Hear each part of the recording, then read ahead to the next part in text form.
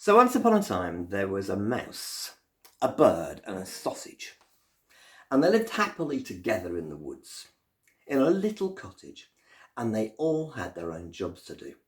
The sausage, she would light the fire in the morning, and she'd boil up a nice cauldron of water, and when it was good and hot she'd jump in and she'd wiggle it round and stir it about, and they'd have sausage soup for breakfast. Now the bird, her job was a bit different. Her job was to fly out and pick up the sticks and the twigs and bring them back and make them into a big pile so there was enough wood for the fire for the next day. And the mouse, well, his job was to take a couple of buckets and to walk down to the stream, fill them up with water and bring them back. And they lived very happily until one day a fox came out of the woods. Now you might think that the fox is about to eat the mouse, but no, the fox was a bit more cunning. He said, "Oh, Mr. Mouse, what a hard life you've got. Look, you have to carry those heavy buckets. It must be an awful thing for you." "Well, it's a bit tiring," said the mouse. "Yes, but just think, your friends, they're not doing very much. That bird just flits around and collects a few twigs. And the sausage, well, she just sits at home all day doing nothing. While you are out here doing this hard work, and it's really not fair." "Well, I suppose it isn't fair. No, now that I come to think about it," said the mouse, "it isn't fair at all." But you never say it's not fair, do you? Go and tidy your room? "It's not fair." Maybe you don't. But the mouse started to think, it's not fair. It's not fair that I have to do all the heavy work while they just sit at home or collect a few twigs. I think we should share out the jobs. "That's just the right idea," said Mr. Fox. And Mr. Fox pottered back into the wood. And the mouse was very relieved the fox hadn't eaten him, and he wandered back to go and talk to his friends. Well, his friends didn't really want to swap. They were quite happy doing the jobs they were doing. They thought that was the best way of doing it. But the mouse kept saying, "It's not fair, it's not fair. I have to do all the heavy work. I think we should try and do each other's jobs. I think we should change around tomorrow." And the more he went on, the more fed up they got, until eventually they said, "Oh, all right then, we'll try it for once." So the next morning, the mouse was going to stay at home, put his feet up, light the fire, and make sure the soup was ready.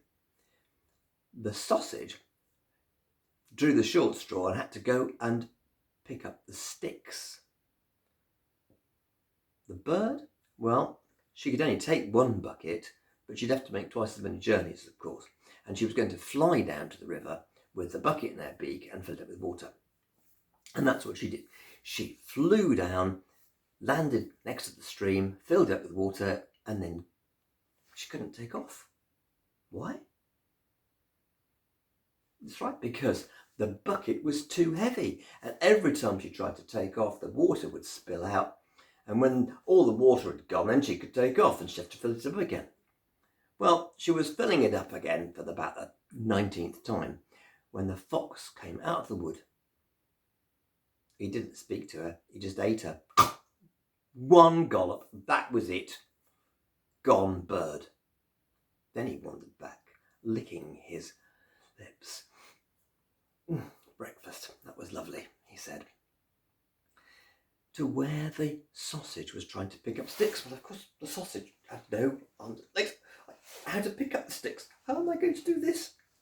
thought the sausage. She didn't have to worry. The fox just crept up behind and went and ate her all up in one go. He licked his lips. "Oh, that was lovely lunch," he said. And with that, he wandered further into the forest to where the house was. Well, the mouse had actually done the job of lighting the fire and boiling the water from the previous day which had been collected. But when it was boiling, he thought, now what was it that the sausage did to do the soup? That's right. The sausage jumped in the water and swished herself around. So the mouse jumped into the water, and that was it. He cooked himself. There was lovely mouse soup lying there. And the fox came up to the house, nudged the door open, and ate it all up in one gollop.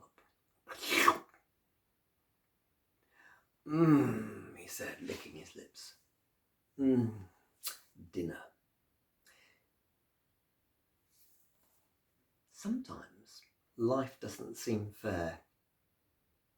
Sometimes we get really fed up. Sometimes we nag our mums and dads. It's not fair. Why should he have that when I don't? Why should they do this when I don't? Why should they have some? Well, sometimes life isn't very fair. But sometimes it's much better to do the thing you can do. And do the place, and be in the place that you are in. And be the person that you are. Than to be eaten by the fox.